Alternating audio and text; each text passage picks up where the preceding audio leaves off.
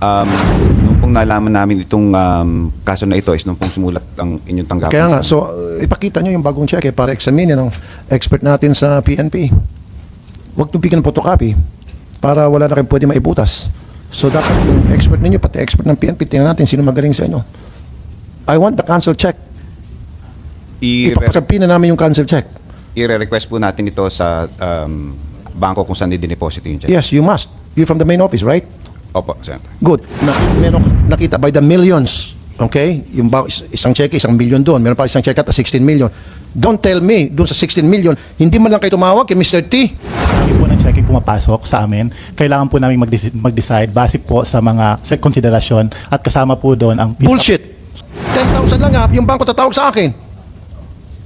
Mr. Tulfo, igugo ba namin itong check number na ito? 10,000 lang. Yung pa kaya 16 million, sabihin mo sa akin kasi ang daming check yung pumapasok. Huwag mo naman ako i-bullshit. Ikwento niyo po, Ma'am Gina, yung complaint niyo. And can you make it as brief as possible? Yung microphone po. May video pala. Napakita natin yung video. Meron na palang video tayo. Ba't walang sound? Comsec? Okay. Alisin nyo na muna. Ayusin mo ng sound. As per Ms. Gina T, nakapag-withdraw yung mga steps niya ng millions of pesos. How much to be exact, ma'am? Good afternoon, Senator. If we compute the bank transaction history records from RCBC alone, 41 million. 41 million. At most of those checks were forged according to the PNP. Ang tanong ngayon, bakit nakalusot? At ang ini-insist palagi ng RCBC, right? Data. Bank secrecy law. Ay, bank secrecy law. Nandito pa yung RCBC para kausapin nyo si Sir, Ms. Gina T. sir, can I? Go ahead po. Sige. Good afternoon po everyone, and before anything else, not only am I thankful but I'm grateful to the Chairman, Senator Raffy Tulfo, for making this happen. I didn't know that a family estate issue would turn into a national issue. I'm a very private person. It was not my intention to end up here, but I'm truly grateful to you, Senator. If you would see in the video that they will, I'm not sure if they intend to show it, but when I approached Senator Raffy, he was my last recourse. I was hopeless because it's been 3 years. I come here as a widowed spouse of my husband. Alam naman po natin ang estate law that when a deceased, if he has an estate, it's divided accordingly to his legitimes, to his legitimate heirs. So ako po, bilang his widowed legitimate spouse, and he has 5 children. We were not fortunate to have children. I had miscarriages. So he has 5 children from his first marriage. So he was legally annulled. I didn't know po that, syempre nung my husband died December 16 of 2021. And it's already 2025. And I think it's really unfair that up to now, the estate has not been distributed. Again, this is just supposed to be a family issue. But it has become now a national interest because when my husband died, I did not think naman po of doing my due diligence of taking care of the estate because I was grieving. But I didn't know that in the course of my grieving, I didn't know that money transfers were already being made by my stepchildren.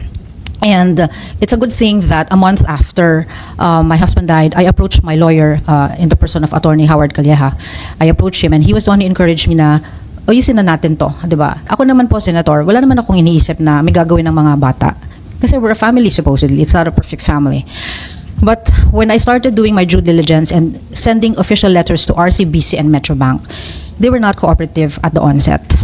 Metrobank, RCBC initially told me they cannot give me and provide the information because of the bank secrecy law. And my argument with them was, what are you keeping the secret from when I'm the legitimate spouse?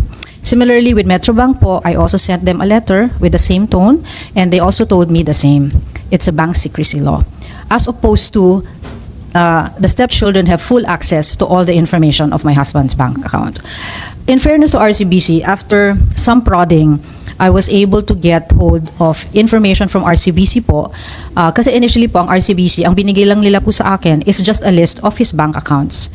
So during the time when RCBC provided me in writing po ang list of bank accounts, the bank account of my husband had, RCBC alone, my husband has 7 peso accounts and $1 account. When RCBC gave me the list, it was just the account numbers, and that was it. Syempre po, as an heir, you need to know the value of the bank account, right? After some time, I was able to get hold from the head office of RCBC a copy of the amounts. When I saw the amount, sir, I'm not sure if it's safe to share, but when I saw the amount, the balance of the 7 peso accounts, 6 figures lang po yun. And hindi po ako naniniwala na 6 figures lang yung balance ng asawa ko. Kasi that means mas marami pa akong pera sa kanya, which is impossible. My husband owns 3 companies in Surigao del Sur. We have 176 employees. So imposibleng 6 figures lang po yung balance ng account ng asawa ko from 6 accounts. Of 6 to 6 accounts. So, finally, when I was able to get hold from RCBC of the real amount po, yun ya, hindi po ako makapaniwala. So, they provided me, sir, with the bank transaction history records. And dun ko po nakita, which your office has a copy of, dun ko po nakita that there were transfers being made even after his death and even while my husband nakarata ospital at hindi pa po patay. My husband and I had COVID. My husband died from COVID. We were in the COVID ward. So, obviously, during the pandemic, no one is allowed in the COVID ward. So there is no way for the checks to be signed by my husband kasi COVID pa, naka-intubate pa siya. And nobody is allowed in the COVID ward. And then ang mas masakit po, Senator, as I mentioned to you during your show, was withdrawals were being made after his death. And alam naman po natin ng batas that pag may namatay na po, frozen na po ang mga assets. Pero alam ba nung bangko, ma'am, na Opo, kasi, away na yung husband yes sir, because they even sent flowers to our house. Okay, so alam nila. Opo. Okay. So, nagtataka po ako po walang access. Sila, hindi lang access yung mga stepchildren, pati fund transfers, which nakalagay naman po sa bank transaction history records. So, dumulog po ako sa programa niya, sir, because I tried, my lawyers tried to do everything that is legally possible, they reach out, tell the children, let's do everything amenable, pero the kids are not cooperative at all. We give credit to the lawyers of the stepchildren, but he's just the bearer of the news. Tagasunod lang naman siya. Ako, I give credit to the Callejo Law Office because they're very proactive. So, And then meron tayo ditong letter from the PNP stating that ilan sa mga cheque ay forged. Opo. Okay. Tanungin natin mamaya sa PNP paano nila patunayan na forge yung mga checks na yan. For the meantime, I would like to talk to RCBC first. Meron mga representative from the RCBC. Dito po sila. Okay. Meron po, sir. And sino yung unang gusto sumagot po doon sa mga katanungan ni Ms. Gina T? Good afternoon, Senator. Good afternoon, everyone. Ang una pong tanong ay tungkol po doon sa pagkaalam po ng bangko tungkol sa death ng client natin. No, habang nakaratay pa yung kanyang husband sa COVID ward na wala namang pinapayagan kahit na sinong pinaka-close relative, although dalawa silang nakaratay doon, bakit tuloy-tuloy pa rin yung bank transfer, tuloy-tuloy pa yung pagtanggap ng mga cheque na ma-encash? Why did it happen? Senator, good afternoon po.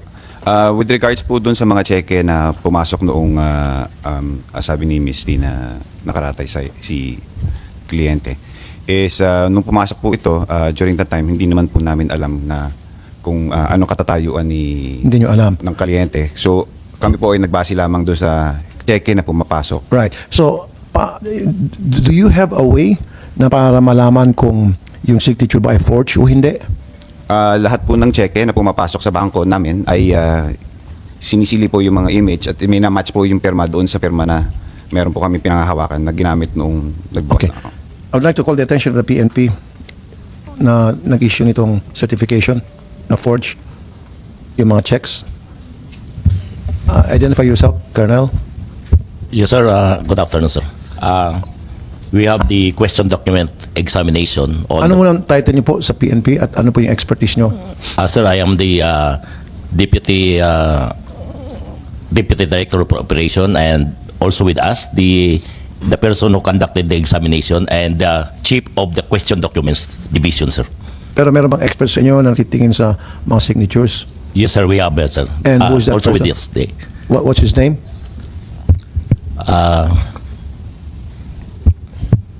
Eduardo Del Rosario, sir, our document examiner, and also the Division Chief of Question Documents, Inyo Pilinit Agla, sir. So, Okay, hello. Matanong ko lang, anong expertise meron kayo para masabi nyo na kayo ay capable sa pag-examine ng isang signature at madetermina kung yun ba ay forged o hindi?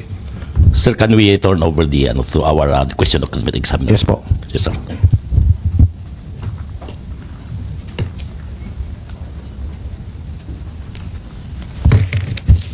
Magandang hapon po sa lahat, particularly po kay Senator. Ako po si Lainit Villapando Aguila, Chief po ng Question Document Examination Division. So, mayroon po kami mga qualification before maging a document examiner. Okay. So, first, our course po is a criminology. So, we are a criminologist, and we have attended some courses regarding the signature identification and examination. And I'm almost more or less 25 years as a document examiner po sa PNP Forensic Group. Sounds good. Okay, so dito sa initial certification at meron kayo nilagay ng mga cheque rito, mga exhibit na sinasabi ninyong forge. So paano po nasabi na forge? Yung mga So, cheque na pinakita sa inyo ni Ms. Gina T. Actually po, the findings that we give to that examination is an indication that the question signatures appearing on the 6 RCBC checks bearing signature of Mr. Albin O. T. ay indication po that there are indications that they were not written by one and the same person. Indication lang po yung binigay namin kasi photocopies po yung 6 RCBC checks na in-examine namin. Photocopies Opo, sir. na ibinigay ng RCBC kay Ma'am Gina na ipinasa sa inyo. Yes, sir. Okay. So RCBC, bakit photocopy? Bakit hindi cancel check mismo ang pinakita nyo kay Ma'am Gina? Di ba dapat may yung cancel check? Kasi doon makikita talaga mas malinaw yung pirma. Senator, ngayon po kasi ay tayo po ay naka-image-based clearing na simula po noong 2017. So yun pong mga original checks ay hindi na po bumabalik sa bangko na nag-issue nito. Saan pupunta yung cancel check? Ito po ay naiiwan kung saan i-deposit yung cheque. So bakit hindi niyo pwedeng kunin ba yun para ipa-examine natin ulit? Nung pong nalaman namin itong kaso na ito is nung pong sumulat ang inyong tanggapan. Kaya nga, so ipakita nyo yung bagong check para examine ng expert natin sa PNP. Huwag nyo bigyan ng photocopy para wala na kayong pwede maibutas. So dapat yung expert ninyo, pati expert ng PNP, tingnan natin sino magaling sa inyo. I want the cancel check. Ipapasabihin na namin yung cancel check.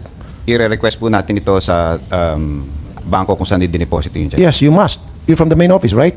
Opo, Senator. Good. Wala ba kayong tinatawag na threshold amount na pag na-reach yung amount na yon, you have to call the depositor kung sa kanya ba itong signature, itong inisyong cheque at kung i-go ba o hindi? Wala? Senator, meron po kaming mga policies and procedures po sa mga ganyan. Kaya nga. So in the case sa account ni Mr. T, ano yung policy niyo o threshold niyo sa cheque na natatanggap niyo from him na para ini-encash o pinapasok? Senator, hindi ko po kasi pwedeng ang ating policy ng bangko. Okay, sige. Ayaw policy ng bangko. Pero meron kayong policy na gano'n in place. Nakita by the millions. Okay? Yung isang cheque, 1 million doon. Meron pa isang cheque at 16 million. Don't tell me, doon sa 16 million, hindi man lang kayo tumawag kay Mr. T. Para sabihin, Mr. T, itong cheque 101, igo ba namin ito o hindi? Pag sinabi ni Mr. T, ngayon, ilalag nyo ngayon doon sa libro kung sino yung tumawag at anong oras, yung pagtawag ninyo at anong araw. Your Honor, good afternoon. Ang bangko po ay meron pong mga internal policy para gawin po yan. Subalit po, sa dami po ng checking pumapasok sa amin, kailangan po namin mag-decide base po sa mga konsiderasyon at kasama po doon ang... Bullshit! Sorry. No! Ako nga, hindi naman ako ganun kalaki ng pera ko. Pag meron ng check na inisyu ko 10,000, tinatawag ko ng bangko eh. 10,000 lang yung bangko tatawag sa akin. Mr. Tulfo, igugo ba namin itong check number na ito? 10,000 lang. Yung pa kaya 16 million, sabihin mo sa akin kasi ang daming check yung pumapasok. Huwag mo naman ako i-bullshit. Mr. Peralta, huwag ako. That's a lot of money. 16 million we're talking about. We're not talking about 16,000 pesos. 16 million, maalarma ka na. Dapat yung tao ninyo dyan sa bangko, yung manager, tatawag na. Teka muna, totoo ba ito? O baka ninakaw lang itong checking ito at pinorge? O ngayon, may tatawag, sir, o pwede pagtawag sa bahay, o nandiyan ba si Mr. T? Andito, pasang telepono, Mr. T. okay ba itong checking ito? Ikaw ba pumirma ito? Ganun dapat. Pero paano nyo matawagan? Nasa COVID ward nga eh. Senator, with all due respect, ang bangko po ay mayroong mga threshold nga po, sabi ko nga po kanina. Ito po ay sinusunod naman ng bangko. So, bali, Kaya nga kung sinunod, bakit kung tumawag sila dun sa may isang check na worth 16 million, bakit hindi tumawag? may iba pong mga konsiderasyon, Your Honor. Anong konsiderasyon? Tulad po ng anong mga detalye na nasa cheque, kailan po siya na-issue, kanino po ang payer ng cheque. At kung Sir, again, another bullshit. Regardless kung anong circumstances, regardless kung anong araw, regardless kung para kanino, etc., etc., pag sinabing you have to make a call because that's a policy dahil sa amount na yan ay malaki o na-reach na yung threshold, you have to make that phone call. Which you did not. Sabi ko na sa akin, yung sa akin, 10,000 lang eh. Na sinulat kong cheque, tinatawagan na ako eh. by record po kami, Senator Tulfo, na mayroon po kami mga ginawang pagtawag. Hindi ko lang po ma-confirm yung pinapakita Hindi, na sa lahat ng specific cheque tumawag kayo. Sabi ko nga po, Your Honor, hindi po lahat. Then you should have brought that with us today because alam mo magkakahiring tayo tungkol dito. Then you should have brought it with us. Sabi nila, etong checking ganito, tumawag kami kay Mr. T, ang tumawag si Maria. Etong checking number 2, tumawag kami, ang tumawag si Mario. Dapat meron na kayong ganong klase mga information because you know ahead of time na itong pag-uusapan natin. Kasi sa susunod, paupuin kita ulit dito, gigisahin kita ng 10 beses. Huwag kayo magsinungaling. Nalusutan kayo rito. Or, like I said in my radio program, I don't think it's a policy of RCBC na manloko ng tao as an institution. Malinis ang RCBC. I don't have any problem with the RCBC. Pero meron at meron tao doon sa branch na yun na loko-loko. Na gumawa ng kalokohan. And that's what you have to find out. Huwag nyo na i-cover up. Admit your fault, mag-sorry, and then sibakin yung dapat sibakin. Mr. Senator, good afternoon. Yes, sir.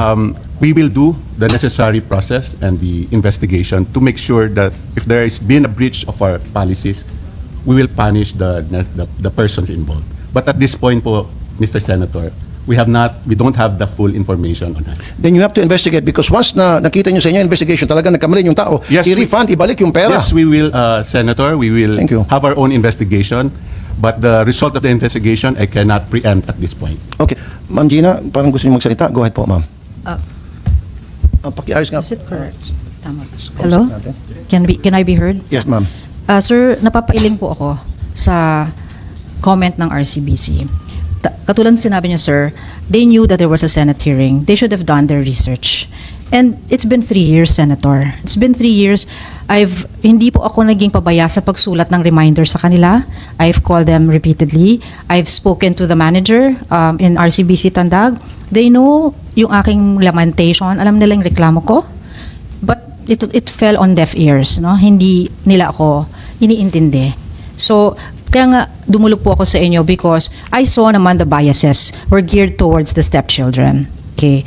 And Because yung isa doon, politiko. yung aki pong nireklamo sa programa nyo, kaya ko po siya, I'm not singling him out. That's why I'm said, ma'am, sorry. Councilor Politiko, po. siguro, exactly. He's a Binibigyan ng councilor pabor po. dahil may connection. Opo. Hindi ko siya sinisingle out because konsehal siya. Because he was the single point of contact when we were still in speaking terms, siya po ang single point of contact because lima silang magkapatid, ako lang mag-isa. So, sa akin, sir, kasi, if you see the back of the checks, the money were transferred to a certain bank account, which is named Mighty Oaks Corporation. And Mighty Oaks is owned by Councilor Alvin T. and 4 of his siblings. And wala po siyang, 5 lang po sila dyan sa incorporation na yan, wala po yung pangalan ng asawa ko dyan sa bangko na yan na nasa Metro Bank kasi kaya hindi ma-frozen yung account na yon kasi wala ang pangalan ng asawa ko dyan sa board of directors. We have SEC papers that we generated and Mighty Oaks is owned by Councilor Alvin T. and the 4 other children. That's where all the money went according to all the transaction history records of RCBC. Sa pang katanungan RCBC, nalaman nyo na nag-passed away na yung husband ni Ma'am Gina, nagpadala pa pala kayo ng flowers. Okay? Now, after his death, bakit tuloy-tuloy pa rin yung pag-transfer ng pera out of his account? Senator, sa record po ng aming bangko, ang knowledge of death po ng branch, ng Tandag branch is January 11, kung kailan po si Ma'am Gina ay nagpadala sa amin ng sulat na in-acknowledge po ng branch. Doon po yung date na kami naman po ay nag-act para i-put on hold yung accounts po ni deceased client natin. January 11 na freeze yung account. Yes, Senator. Ma'am Gina? Sir, the bank officers went to my house during the week, aside from sending me flowers. Don't you think po, na pumunta kayo sa bahay, don't you think po na dapat from then on, fini-freeze mo ng accounts? Moto proprio na yan. So, alam niyo na palang patay, pumunta na pala sa bahay, sa week, yung mga alipores niyo dyan sa branch, then automatically kinabukasan, after the visit sa week, moto proprio, Frozen. sila na mismo gumawa ng freeze, pag-freeze na account. Ang Mr. week, Senator, sorry po, ma'am. Ma'am, sorry, can I just say? Talk to Ma'am Gina. No problem. My husband died December 16. His wake was from December 18 to December 26. Bumisita po ang mga officers December 18, up to December 26. Kasi Yung wake, December okay. 26, dinala po namin, ako at si counselor, nung kami ay okay pa nung ni counselor, ako at si counselor at ang kanyang girlfriend, dinala po namin ang labi ng asawa ko sa Davao to have it cremated. And Davao is 5 hours away from Tandag City. Pero during the wake period, the officers of Tandag City went to our house. Kilala po ang pamilya ng asawa ko.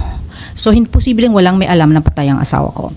And just to share with you, Senator, I spoke to, again, sinabi ko sa show nyo, I spoke to BDO again. Tinanong ko sa kanila, kailan nyo i-freeze ang account? Kailangan may account ba kayo sa BDO, ma'am? Opo, meron Okay. po. And sabi ng BDO, the moment we find out, even if there's no letter yet, we will freeze the account.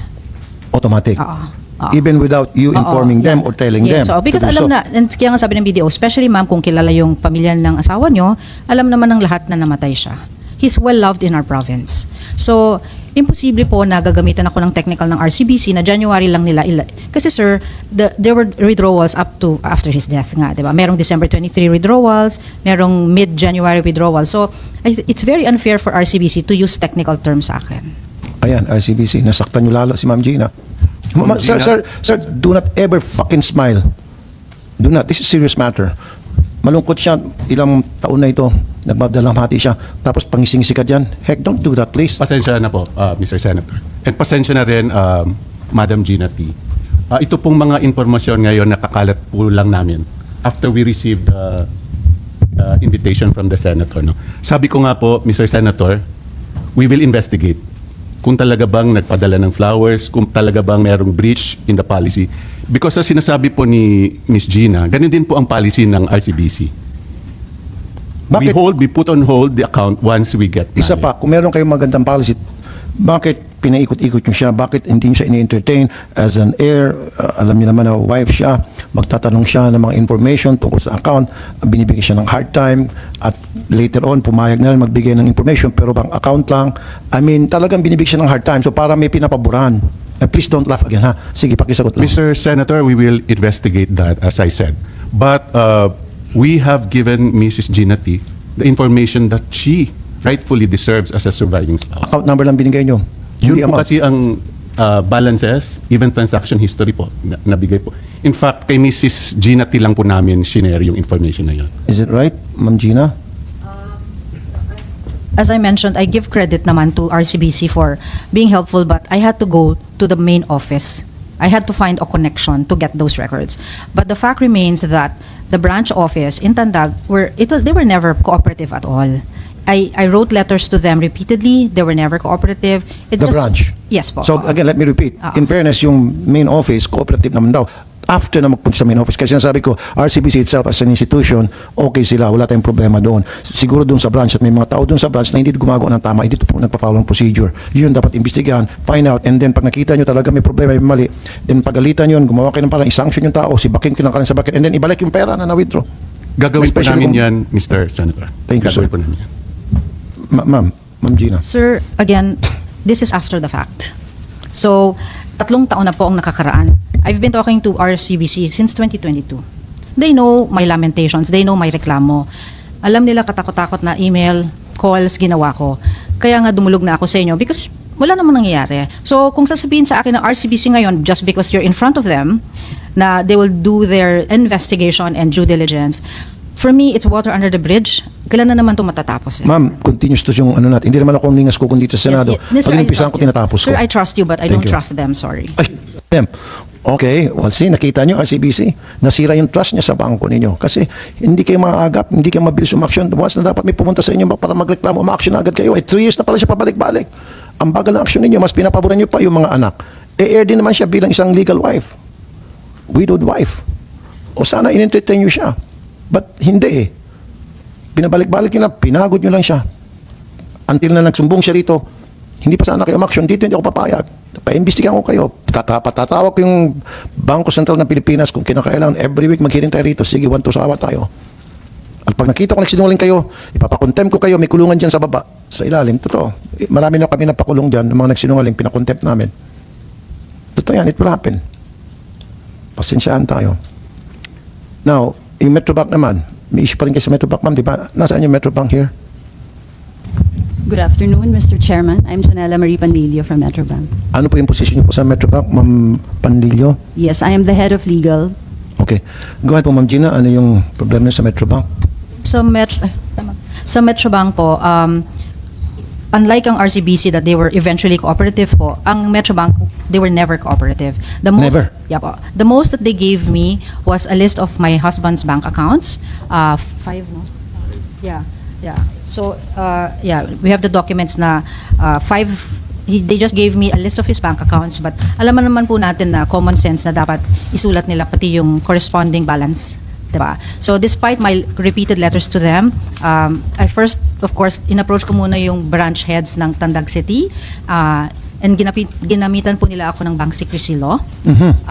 Even if my lawyers told them otherwise na hindi dapat gamitan, talagang kulang na lang magmakaawa ako sa kanila. So pinahirapan nila ako. And then eventually, umamin po sila sa akin na they were given instructions by the first and second sons of my late husband, the eldest Kevin T. and the counselor Alvin C. T. Jr.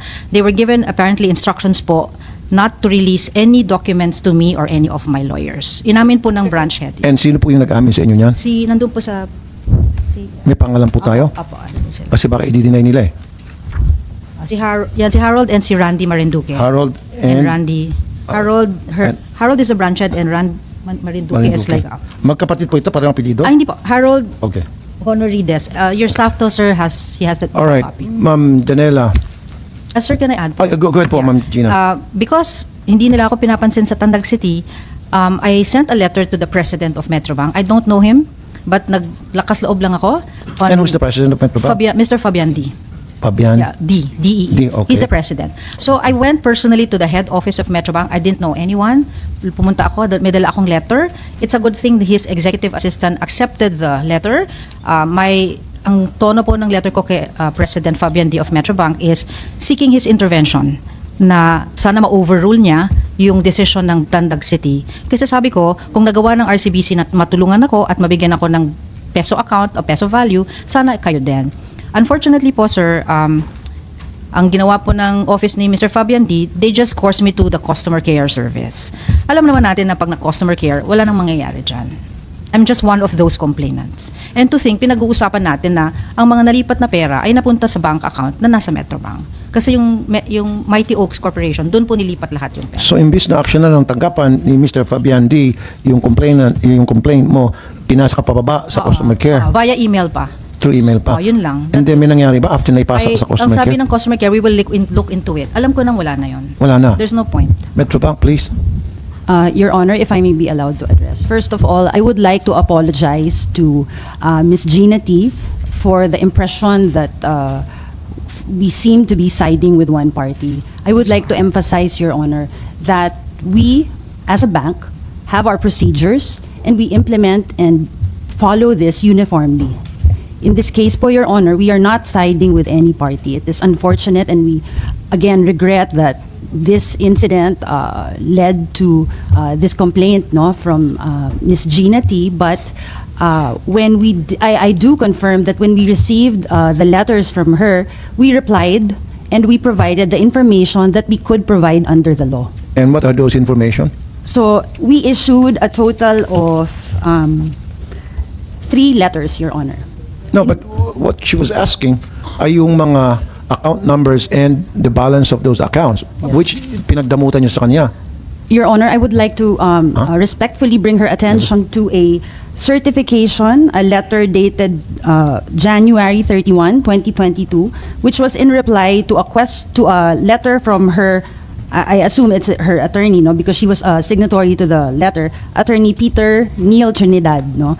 They were asking for a certification Miss Gina T signed at the bottom, no? And we replied to this and provided the outstanding balances as well, Your Honor. That was in addition to the first certification we provided. So how many accounts were mentioned in response to her letter and 5 accounts, Your Honor. with balances? Yes, Your Honor. Siguro, go ahead. The lawyer can talk. Go ahead. Sir, kayo po magsalita. Pwede ka magsalita. Attorney Samuel Bernardo, lawyer of Ma'am Gina T. Good afternoon, Mr. Chair. I have with me the certification given by Metrobank. It only states here the 5 accounts, the account type, account number, and then the account name. And there's no amount. No amount here. So magkaiba kayo. Your Honor, I am happy to provide counsel with a copy of this letter. It's to a certain Attorney Peter Neil Trinidad. Sir, may I say that Attorney P. N. Trinidad used to be the legal counsel of the children, but he resigned as a Of counsel. the children. Of the children. Not of you. Not of me. So, hindi naman siguro ako dudulog kay kay Senator Raffy sa show nyo kung meron akong documents of from Metro. Okay, Ma'am Janela, you're a lawyer. Okay, yung binabanggit mo lawyer, lawyer yung ng kabila na inireklamo nga niya. Your Honor, in the letter, Miss Gina signed also. But were you sure na she was provided a copy or at least to her lawyer? A copy was, hold on, Your Honor, let me just bring out my copy. Was that hard copy letter o email? Hard copy, Your Honor. So pag hard copy, dapat meron siyang receiving signature na na-receive niya yung letter. Kasi naka-address sa kanya, di ba? Kung talagang naka-address sa kanya, dapat yung, was it through mail or registered mail, So- regular letter, snail mail, ano Yes, ba? Your Honor. So for clarity, the letter was dated January 21.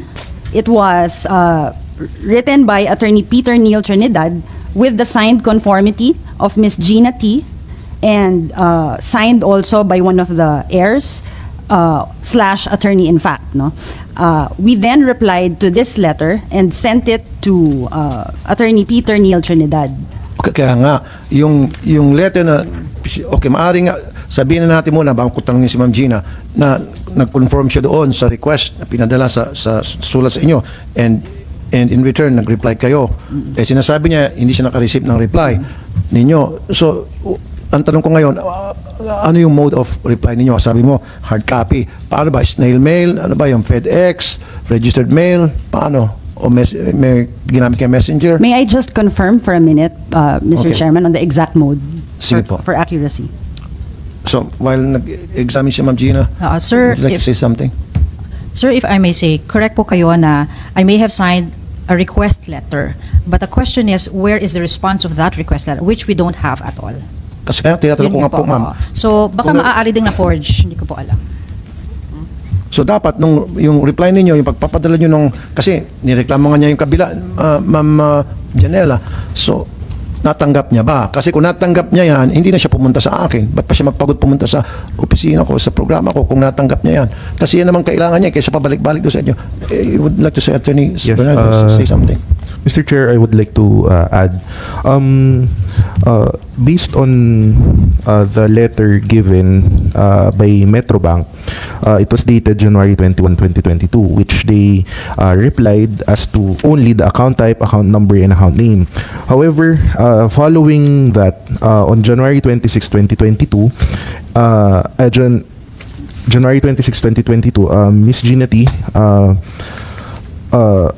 Sent a letter again to Metrobank Tandag to Mr. Randy Marinduque to ask the complete full bank history, activity, and transactions, which was signed by Miss Gina T herself, but there was no letter reply. This was duly received by Metrobank, and this Okay, was so- copy furnished to our office. Right. So na-receive doon. Kaya nga yung sinasabi ko, Ma'am Janela, meron ba kayong ebidensya na na-receive ni Ma'am Gina yung reply ninyo na sinasabi nyo nandun yung account number at nandun yung balance? Pinapacheck ko lang po, Your Honor, on the mode on how it was sent. Well, you But should have the done that kasi alam mo naman yan ang pag-uusapan natin. So, ba't ngayon pa tayo magpapacheck? Naghahabol tayo ng oras. I apologize, Your Honor, but we do confirm that there was a reply to the lawyer. Sabihin na nga natin may reply. Kaya nga, you're a lawyer. You should know better. Pag nasa korte tayo, baka pinagalitan ka na ni judge. Dapat meron kang way na ma-determine kung yung reply nyo ba ay na-receive niya o hindi. O kung siya ba mismo naka-receive.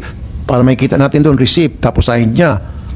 O, sinabi yung pinadala sa lawyer. Ngayon, sabi niya, hindi naman niya lawyer yun. Lawyer ng kabila yun. O, sabihin natin, for the sake of argument, talaga nag-confirm siya. Okay. Pero that was before na nagkagulo-gulo. Na nagkagulo-gulo na, kasi matbagal yung sagot nyo. Kaya dapat tuwing mag-reply kayo, kung sino nandoon sa letter na nag-request, pareho, kung dalawang tao, dalawang party, pare both parties should be sent a copy. And then, you should get a receiving signature from them. That point is well taken, Your Honor. I will investigate on the mode of it, if it was sent. Ngayon, Ma'am Gina, di ba may reklamo pa rin kayo yung mga cheque na Yes, Your Honor. So, one the main reason naman talaga po na lumapit po ako sa inyo, sir, is to find clarity na ano na yung mga cheque na yon, diba? Which they said they will investigate. Na para sa akin, sir, don't you think po na much deserved long overdue justice na ako after 3 years, magche-check pa lang sila, magdo-due diligence lang sila, ngayon lang sila mag-investigate. When I repeatedly complained to both banks.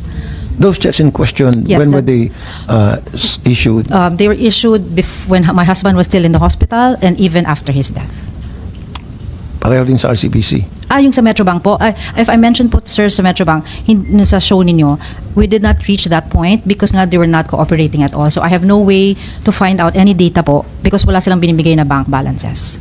The most that Metrobank has helped me with is just the list of the bank account numbers. That's it. So Metrobank, dapat pakita nyo yung activity, nung especially habang nasa ospital si Mr. T and then hanggang sa siya inamatay. Your Honor, In the name of transparency, you should do that. And kung sabihin nyo bank secrecy, air naman siya eh. Your Honor, we would be happy to provide the information with the written consent of all the legal heirs or upon a court order, Your Honor. Upon the court order, Yes, Your Honor. But- As an exception, Your Honor, to the bank secrecy. BSB is here. I need your opinion on this.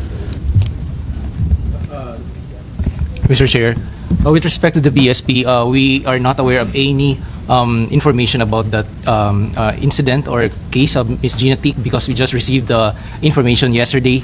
The one thing that we did yesterday was to ask first RCBC and Metrobank if there's a complaint against them by Ms. Gina T. And the second one is to ask our Consumer Protection and Market Conduct if they have received a complaint also from Ms. Gina T. Based on that, we don't have a complaint from. No, my question, no, Attorney Negradas, and maybe talk to your colleagues sa BSP, yung sinasabi nito ngayon ng Metrobank, kahit na air pa siya, and the only time na i-release nila yung bank activities sa account ng kanyang husband is to court order. In my opinion, Mr. Chair, Air siya, ha? I think there's a BIR resolution or memorandum circular on that, sir. From? BIR based on the recent amendment of the train law. Ano So I sinabi think, po? Ano sabi sa BIR? I cannot restate, Your Honor, the perfect provision, but basically it says that if there's death of the depositor, they just have to comply with, and the heirs just have to comply with the requirements of the BIR, and then it can be withdrawn subject to withholding of like 6%. I think I'm not sure of that. So, ibig sabihin, merong memorandum sa BIR, in the event of the death of the depositor, yung heir nila just have to comply doon sa BIR, bayaran yung mga taxes, whatever, and para ma-withdraw nila yung pera, ma-release sa kanila. Yes, Your Honor, that's my understanding based on the memorandum circular of the BIR. But that would again depend on the internal policy of the bank. Kasi nga po, BIR and RCBC and especially Metrobank, yung heir din naman kasi mga anak, nakapag-withdraw, na-transfer sa company ng mga anak. Meaning, yung mga anak ay nakapag-withdraw. Kasi doon sa likod, pangalan ng mga, sabi nga ni Ma'am China, pangalan ng mga company na ang mga owners ay yung mga anak ng counselor. So that means the counselor was allowed to withdraw. Was given access to all the information doon sa bangko. Pat kay Gina, pinagdadamutan ninyo, ang dami yung pasikot-sikot, kailangan pa ng mga court order, etc. Pag dito sa kabila, wala ng court order. Anytime makapag-withdraw kahit na hindi na dapat. I apologize if that is the impression, Your Honor. No, but that's that not was the impression. That's what case. happened. That's not the impression. No, don't give me those legal technicalities. No. That's not the impression. That's what happened exactly. When you say impression, hindi pa totoo, parang opinion lang. Hindi. It's a fact. I'm stating fact here. Yes, ma'am. Senator, if I may add also, I concur with attorney from the BSP. The family has done their due diligence. We have paid the 6% estate tax already. Who did pay? Kami, nung nag-uus... Sino kaninong pera kaming galing mga, kaming mga bata, nagpumirma na po kami na yung estate tax babayaran na, yung 6% of the value of the estate. So nabayaran na po siya, merong documents na binayaran na ng mga bata sa Tandag City. Kasama po kayo doon? Opo, pumirma ako. So kaya nga that time, nag-uusap pa kami. Kaya nga after that, dapat madidistribute na yung mga assets, Yes. diba? Real and personal properties. Pero tama po kayo, the lady here from Metrobank cannot tell me that the impression, it's not an impression, attorney. The fact remains that you gave full access to my stepchildren and you did not give me that accord. So, therefore, pwede tayong pumunta doon sa sinasabi ng BIR kasi ito ngayon, itong Metrobank nagsasabi kailangan meron pang attorney, magkakaiba-iba sa Your Honor. BDO. Ang sinasabi ng BDO, nung lumapit si Ma'am Gina kasi may account siya doon, kung sa amin yan, okay.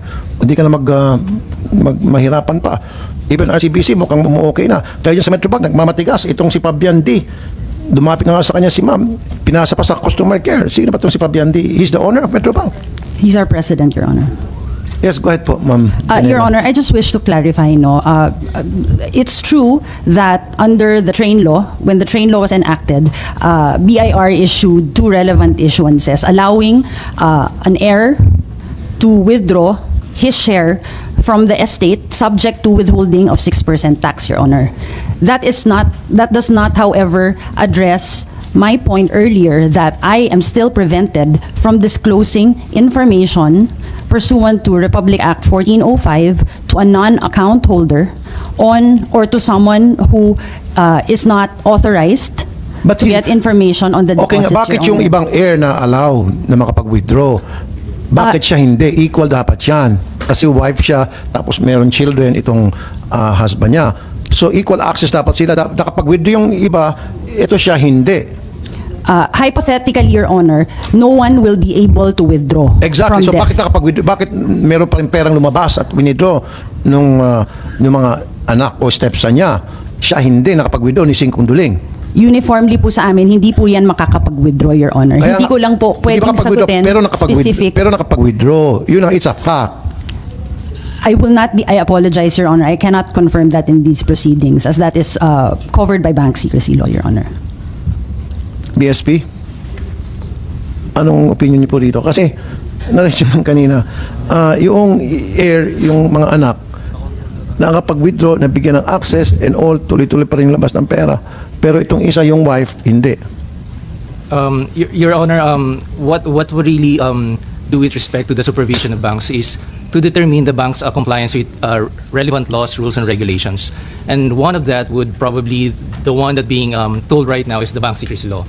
And based on the bank secrecy law, it should not be disclosed to other persons, not as depositors. Okay. So probably in that case, although we don't have yet the specifics about that case, probably in that case, what was provided to the children, because they're, I don't know if they're depositors or they co-depositors, I'm not sure. They're not the same as the wife.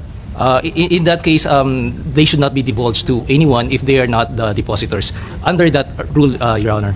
And then under that rule, dapat wala dapat perang lalabas. Wala dapat perang mawi-withdraw. Equal. Okay. So siguro sa susunod na hearing natin, kailangan patawag siguro natin si Mr. D. Go ahead po, Ma'am Gina. Senator, if I may, Recording just in add to progress. attorney, just for the record, my husband and I have a joint account in Metrobank. So is the counselor. But again, because the estate, diba, pagka deceased na, the accounts are frozen, whether it be real property or personal property, right?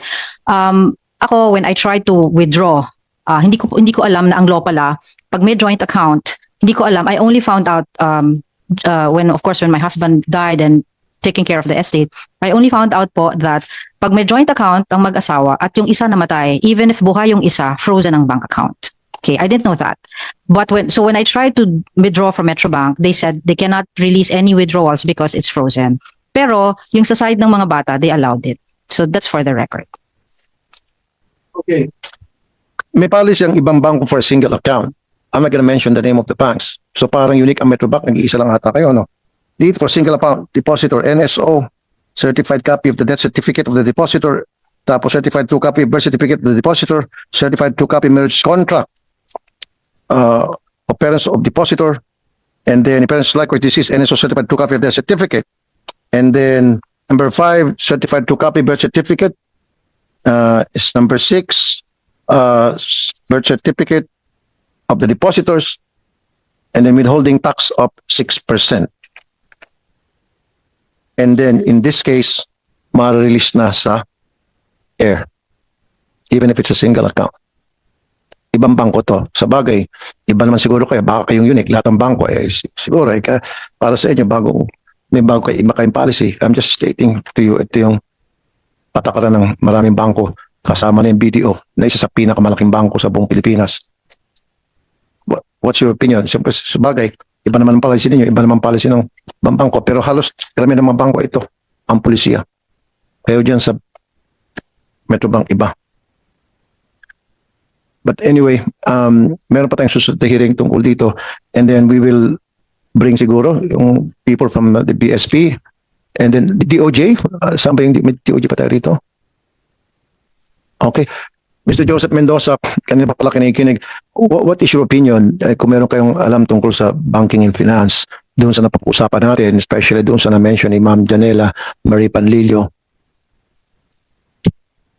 Good afternoon, Senator. In that case, sir, I'm not familiar with this case because, sir, ang pinaghandaan ko, sir, na topic, sir, is about, sir, sa public advisory on online lending company, sir. Yun yung pinaghandaan kong topic. Sige, I understand. Intindihan ko kayo. Siguro sa susunod, mag-invite tayo sa DOJ. Siguro people from the courts, and then sa Bangko Sentral, yung tamang department na pwedeng sagutin itong pag-usapan natin para we can investigate further, and the reason being is para we can craft laws in aid of legislation nga para mapaganda yung batas pa natin. At nang sa gayon, hindi na maulit itong ganitong klaseng problema. Meron pa kayong last opinion, Ma'am Gina, before na mag-proceed ako sa another topic? Or your lawyer or anybody, you can say anything. Nagpapasalamat ako sa inyo sa tanggapan niyo kay Senator Wen Gatchalian also for making this happen. I just trust the laws that it will be fair lang yung justice. And sana maging cooperative po yung mga stepchildren because they refuse to show up. Okay, napatawag ba natin yung walang nagsipot? Padala mo lang sa PINA. I don't care if he's a counselor. Pero nasa PINA siya, ano siya, invite? Well, then I don't want to read that letter. Parang excuse letter yan. Then send nasa PINA to him. Na he should be here. Seryoso naman tong topic natin. Lahat ng hindi pumunta rito at nagpadala excuse letter sa next hearing, I want them here. And if they do not appear again, send them sa PINA. And hindi pa rin sila matikas pa rin sila din. Ipawarat natin mga yan. Yan lang kasimple. At wala kang masabi sa susunod na hearing? Thank you po, sir. Para makamove on na tayo dito sa mga pawn shop naman. May mga so pwede na excuse yun, yung hindi na concern sa mga tungkol sa banks, sa OLA. So sa mga pawn shop na, of course, the BSP stays kasi concern pa rin tungkol sa sanlaan. Pawn shop. Okay, hindi, at least meron taga BSP kasi andyan lang kayo. Mas maganda, BSP. Okay. PNP. SEC can stay. SEC.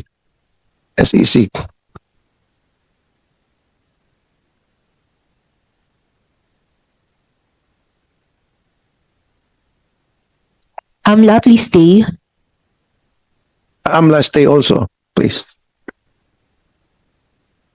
AMLA, DILG. And please stay. DILG.